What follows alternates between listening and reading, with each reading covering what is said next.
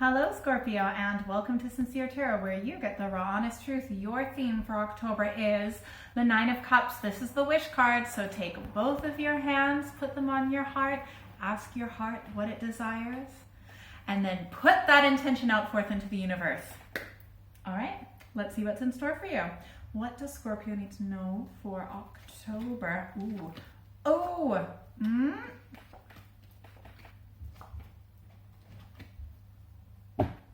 Love, love, love. Kind of. Oh, this is so interesting.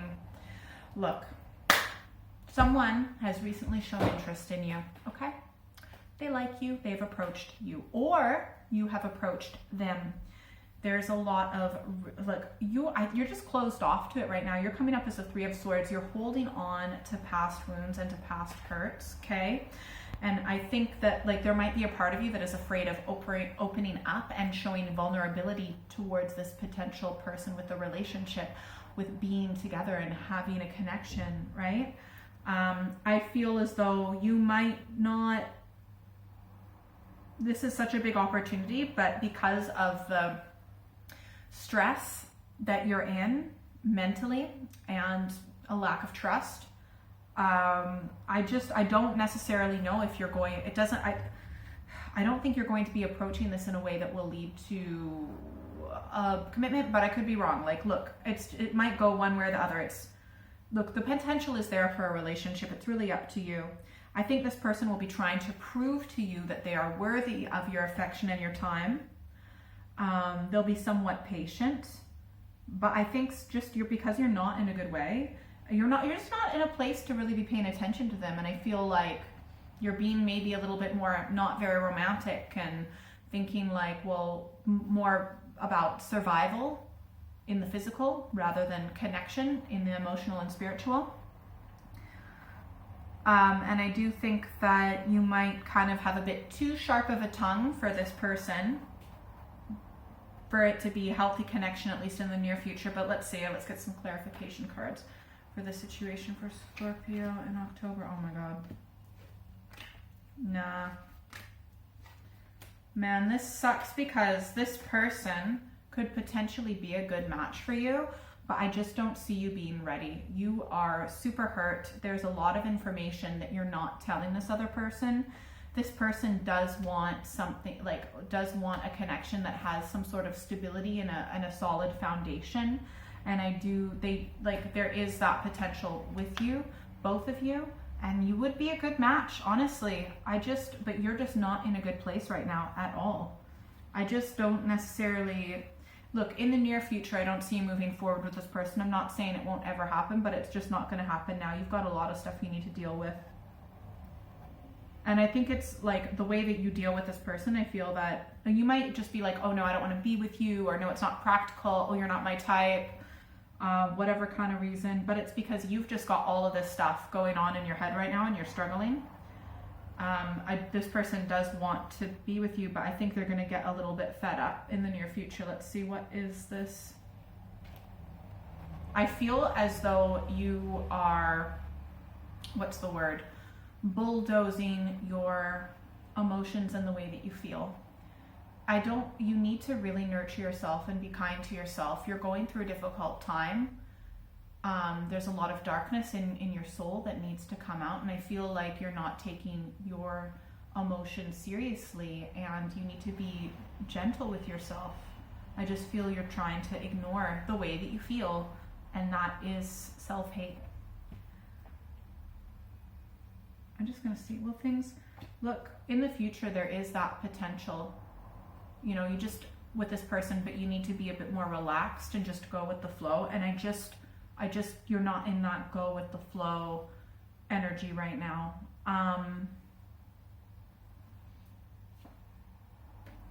Yeah, they want you. They think that you'd be a good mom or vice versa, depending. And they think you're amazing. Yeah, so it really depends on you further in the future. This has potential, but just not now because you're not in a good way. But this person really does want to be with you. They really want to give you the life that they feel you deserve. They really value you, and they think you're amazing. All right, let's get some advice. What advice does Scorpio need for October?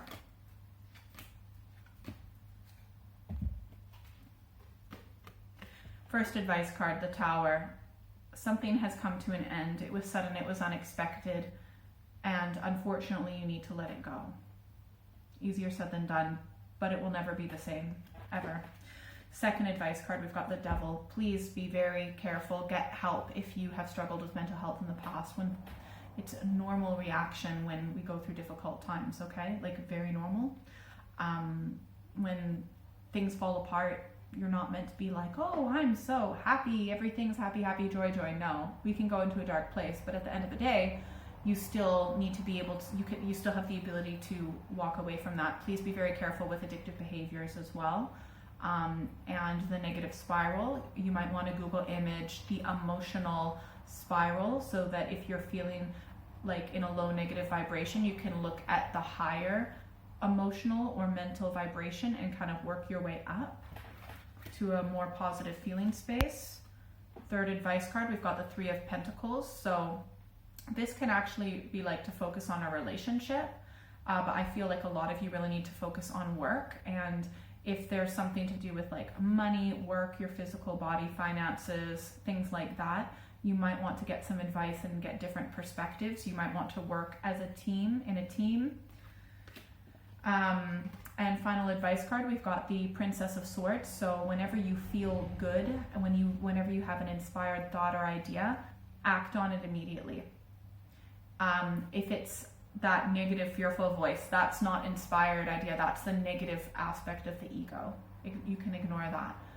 But if you have a thought or a desire that you want to fulfill, then it will come suddenly and you will feel good, and act on it immediately. And just to help make you feel a little bit more free, get more in touch with your intuition. All right.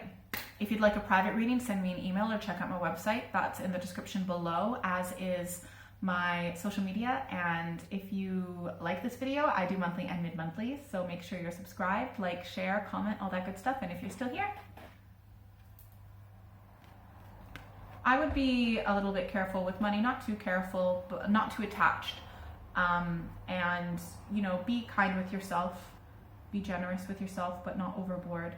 And then just try to understand, like, you might want to look into a little bit of Buddhism around attachment, because everything comes, everything goes, nothing is fluid. We look around and we think, oh, this is solid, this is real, and it's not. I mean, it is, but not in the way that we think it is. It's fluid. You can look at something completely still and it looks like it's not moving, but all of the atoms and everything are vibrating or moving, and it's more empty space than anything. And in fact, it might be completely empty space because we haven't gotten down to the smallest size particle that exists. Anyways, everything is fluid, nothing lasts. Try not to get too attached in an unhealthy manner, and know whenever you lose something, it will always come back to you, always. Have a good month. Talk to you later. Bye.